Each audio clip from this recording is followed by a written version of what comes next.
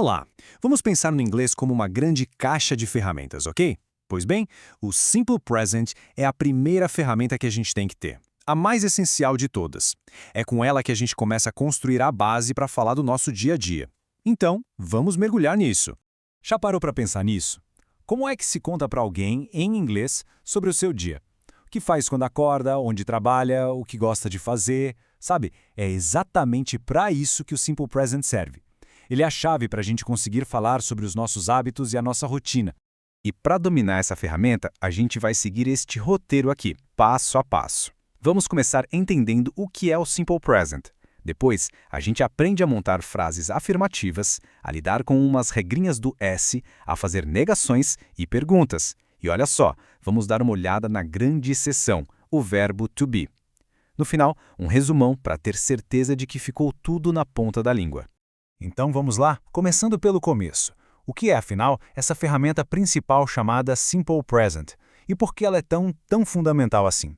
Bom, de forma bem direta, o Simple Present é o nosso presente do indicativo do português. A gente usa para falar de coisas que são fatos, sabe, coisas que acontecem sempre com uma certa frequência ou que simplesmente descrevem como as coisas são. É o jeito mais direto de falar sobre o presente. E o legal é que ele é super versátil. A gente usa para rotinas tipo I play football every weekend, para fatos que ninguém discute, como The Earth turns around the sun, para horários e programações tipo a hora que o banco abre, e até para descrever como alguém parece estar, como em She seems happy today. É, basicamente o tempo verbal do nosso dia a dia. Certo? Agora que a gente já sabe quando usar, vamos ver como usar. Vamos aprender a montar a estrutura mais básica de todas, as frases afirmativas. Mão na massa. E olha, a regra principal é bem mais tranquila do que parece. Para I, you, we e they, ou seja, para quase todo mundo, o verbo fica ali quietinho na sua forma original, I work. A única mudança, o pulo do gato, acontece na terceira pessoa do singular, he, she, it. Com eles, a gente precisa adicionar um S no final do verbo. Então, fica she works. É esse detalhezinho que faz toda a diferença. E este exemplo aqui mostra isso perfeitamente. A zookeeper, a tratadora, é a mesma coisa que she, certo? Por isso, o verbo feed, que é alimentar, ganha aquele S e vira feeds. A zookeeper feeds a rhino. Viu? Simples assim. Ah, mas claro, né? Nem sempre é só tacar um S e pronto. Vamos pensar nisso como se fossem os acessórios certos para a nossa ferramenta. Existem algumas pequenas regras de ortografia que a gente precisa conhecer para não errar. Então, a lógica é a seguinte. Se o verbo termina com um som de chiado, tipo sh, sh, s, a gente coloca es para ficar mais fácil de falar. Watch vira watches. Se o verbo termina em consoante mais a letra y, como em study, o y some e entra o is, studies. Mas atenção, se antes do y tiver uma vogal, como em play, aí é só colocar o s mesmo, plays. Para todo o resto, a regra geral é só adicionar o s. E como em toda boa regra, sempre tem umas exceções para deixar a vida mais emocionante. Os verbos have, do e go são os irregulares mais comuns. Eles não seguem padrão nenhum e se transformam em has, does e goes. A dica aqui é, decore esses três, porque eles aparecem o tempo todo.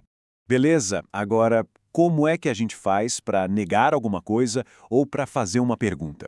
É aqui que entram em cena dois super ajudantes, dois verbos auxiliares que vão nos ajudar a, digamos, desmontar e inspecionar as nossas frases. E esses ajudantes são o do e o does. Olha, é importante entender que eles não têm uma tradução nessas frases, tá? A função deles é só estrutural. É como se eles levantassem uma plaquinha dizendo «Ei, isso aqui é uma pergunta» ou «Atenção, isso aqui é uma negação». E aqui a gente vê a mágica acontecendo. Pega a frase he lives. Para negar, a gente usa does not. E presta atenção na parte mais importante. O verbo live volta para a forma original, sem o S. Fica he does not live. Para perguntar, o does vai lá para o começo da frase e o verbo também fica sem o S. Does he live? O mesmo vale para they work, só que aí a gente usa do e do not. Muito bem. Agora que a gente já entendeu a regra com do e does, prepare-se. Vamos abrir um compartimento secreto da nossa caixa de ferramentas, porque a gente vai falar de um verbo que, bem, ele joga com as próprias regras, o famoso verbo to be. É isso mesmo. Para o verbo to be, que é o nosso ser ou estar, Aquelas regras que a gente acabou de ver simplesmente não se aplicam. Esquece. Ele é autossuficiente, não precisa de ajudante, não. Ele tem as suas próprias formas am, is e are. E para negar é a coisa mais fácil do mundo. É só colocar o not depois do verbo. I am vira I am not. He is vira he is not. De jeito nenhum a gente usa don't ou doesn't aqui.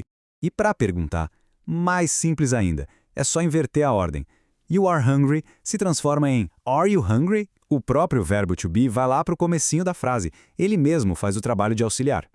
Ufa! Passamos por todas as peças principais. Agora vamos só organizar o nosso kit de ferramentas e ter certeza de que está tudo pronto para a gente começar a usar. Então, recapitulando o que é mais crucial. A gente usa o Simple Present para falar do nosso cotidiano. Nas afirmativas, tem que lembrar de colocar o S para he, she, it.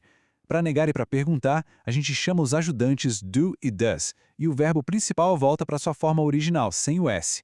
E claro, a grande exceção, o verbo to be, que é todo independente e segue as próprias regras. Com todas essas ferramentas em mãos, a pergunta que fica é: qual vai ser a primeira coisa sobre o seu dia que vai ser descrita em inglês? Pensa aí. A prática de verdade começa agora.